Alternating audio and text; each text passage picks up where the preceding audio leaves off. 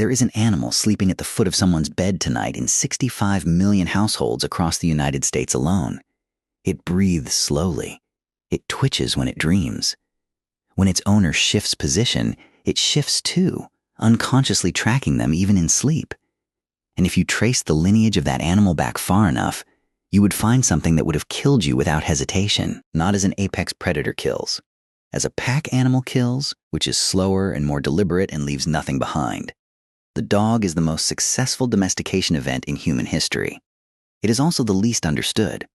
We know roughly when it happened. We know roughly where. What we don't know is how, and the closer researchers look at that question, the stranger the answer gets. Start with what we were dealing with. The ancestor of every dog alive today was a large Eurasian wolf from a population that no longer exists. Extinct. The wolves alive today are not that wolf's descendants. They are more like cousins, diverging from a common ancestor before domestication began. When researchers sequenced the genomes of modern dogs and modern wolves and compared them to ancient wolf DNA from archaeological sites, the results published in Nature in 2022 confirmed what smaller studies had been suggesting for years. We domesticated a wolf that has since vanished, and we did it somewhere between 15,000 and 40,000 years ago, during a period when humans were still living entirely by hunting and gathering. Think about what that means. There was no agriculture, no surplus food, no permanent settlements, no infrastructure for keeping animals at all. Humans were moving constantly, following prey, competing for survival in conditions we have no modern equivalent for.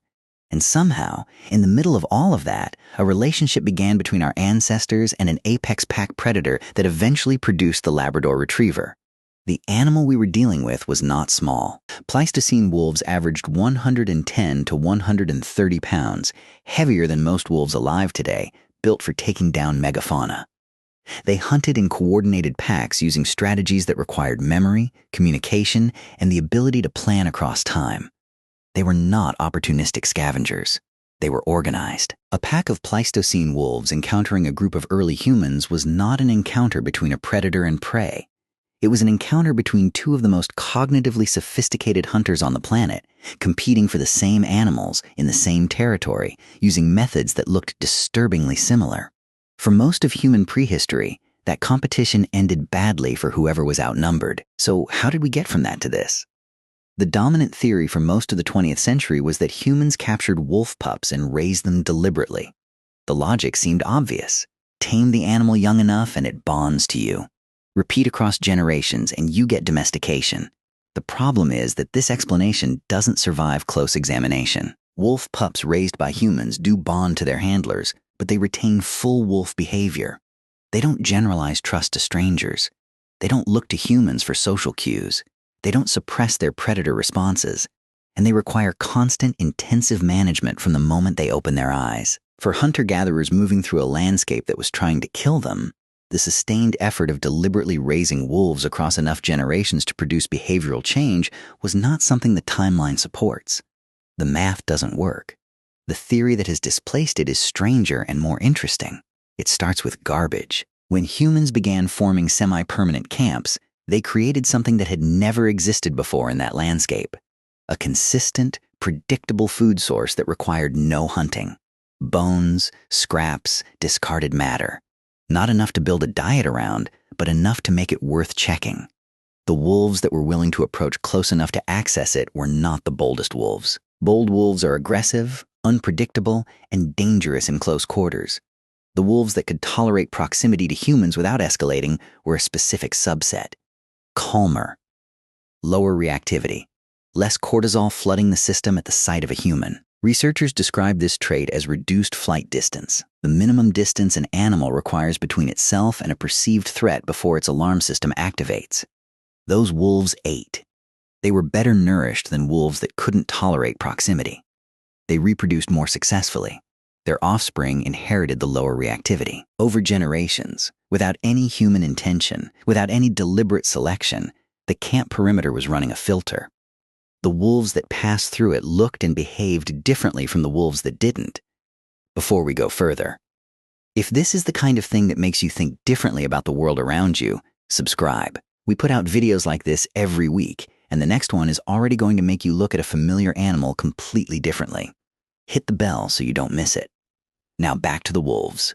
Brian Hare at Duke University has spent years studying what he calls the domestication syndrome, a cluster of traits that appear together across independently domesticated species. Reduced fear response, increased tolerance for strangers, greater attentiveness to human social cues, and in many cases, physical changes. Floppy ears, smaller teeth, shortened snouts, patches of lighter coloration. These traits are not selected for directly. They appear to be linked to the same developmental pathways that regulate adrenal gland activity. Breed for calm and you get calm, plus the physical markers that come with it. Hare's team demonstrated this principle using foxes from the famous Russian experiment begun by Dmitry Belyaev in 1959. Over 60 years of selecting only for reduced fear response in silver foxes, the program produced animals that sought human contact, responded to names, and exhibited the same physical changes seen in dogs. No one selected for floppy ears. No one selected for spotted coats. They selected for one behavioral trait and got the whole package. The wolf at the camp perimeter was running the same experiment, except it was running it on itself. But the transition from tolerated camp visitor to something resembling a partner is a different and harder problem. And this is where the story stops being about wolves and starts being about what was happening to us. Humans who lived alongside these calmer, more approach-tolerant wolves began gaining something they had never had before: an early warning system. A wolf whose alarm response was tuned to the landscape around camp could detect approaching predators, rival groups, prey animals, at distances and through conditions that humans couldn't match. The wolves got access to consistent food. The humans got a perimeter sensor with 4 legs and a nose 10,000 times more sensitive than their own. It was not a plan. It was a fit.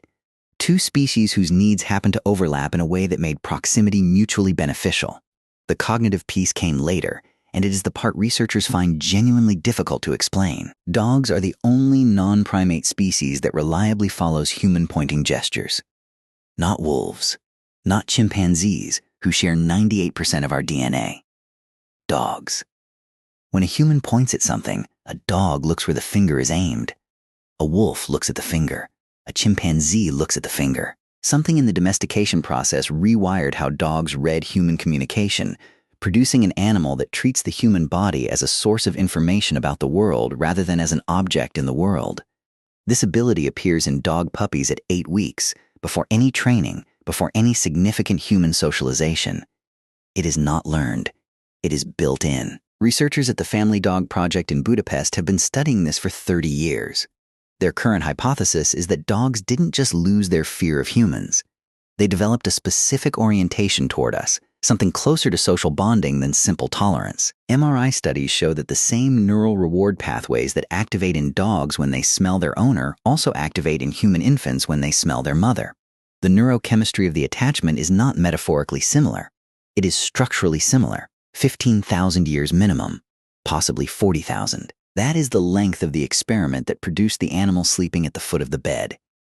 It began with a wolf that was slightly less afraid than the others.